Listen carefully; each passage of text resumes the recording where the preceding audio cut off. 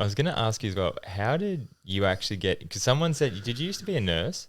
Yeah. So I nursed for 7 years, I think, in the end. Yeah. Yeah, I worked in oncology, so cancer nursing. So basically I worked most of the weekends and then I would do trail building stuff during the week, essentially. Was that a pretty heavy job to So see, heavy. see people in that kind Yeah. of state and that, like, because obviously you probably see a lot of people end of their life kind of. Oh, totally. Yeah. I mean, I sat with dozens of people while they died. It's pretty heavy. Look, honestly though, like you get so much from it as a human. Like it teaches you that raw humanity that you probably don't get anywhere else. So you learn to deal with people at a level that you just wouldn't get in everyday life. So yeah, I really treasure that time. It was gnarly and I fully respect the crew that are still there doing it. In the end, there were other things for me to move on to, but it was cool. It was really cool. Did it give you a different perspective on death? Like understanding that, like, it would be more present in your life every day or every few weeks. That's the or key, whatever. right? Like you'd learn to, well, for me anyway, maybe not for everyone working there, but you learn this absolute respect for the life you've got and the time you've got. I mean, probably to me a little bit too far. Like I'm a little bit obsessive and just crazily trying to cram everything in, but you definitely learn not to waste it. That's probably the key thing. It's like you see people and young people too that are at that point where they don't have time left. And you're like, well, shit, like I don't want to waste the time that I've got. This poor person's got days and I've hopefully got, years and years and years ahead of me. But you don't want to be there at that point and go, geez, I left so much on the table. That's the thing. And you just don't know, hey. No, Like, totally. That's the biggest thing, and you've got no clue.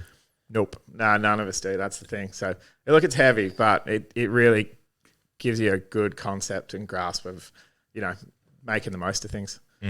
I felt that when obviously I had that big crash recently. Yeah. And when I was just laying there on the ground, I was like, I just thought about all these things I'd never be able to do again. Yeah. Like That was so heavy. As I was saying to you before, like you watch, and I'm a super fan, right? I watch all the World Cup footage from everyone, ESO, the whole thing. And that's one of the heaviest crashes I've seen. One of those ones that just makes you feel sick. You're like, oh. Just the fact of where I got stuck as well. Yeah. Like that position, I think that was the scariest part. Because like I couldn't breathe properly because my legs are pulling down on my lungs. So I'm in this position and I've never felt that before. Just like full body's just gone. Yeah. It's like there's nothing there. And you couldn't move for a bit there, right? Like I couldn't move at all. Yeah. 10 minutes, no feeling, no movement. That's when I was going through the whole, we don't have, like, you don't know how much time you've got. Yeah. Like you said that when you see people dying, it's like tomorrow. Because obviously I wasn't dead, but imagine all the things like I was like never going to have sex again, never going to feel what a person feels like in that way, never going to ride my bike. Not going to ride my bike, not going to travel, not going to be able to like go upstairs, like just like all that's just going a million miles. Yeah. No, that's gnarly. And oh man. But one really cool thing I will say though is when I wasn't in that really super negative loop, I would just be like, okay, what can I focus on that's going to bring some happiness into this moment? Yeah. And just like real little things like the sun on my skin, leaves going in like the wind. And I got so present in those little moments of feelings. Like I can feel it now. And it's cool that you can find that like that. In that state. It's pretty wild. Yeah. I feel like I was joking about this might sound super weird, but people say they manifest things. Yeah. I did a podcast, this is ages ago, and I've said it for a while.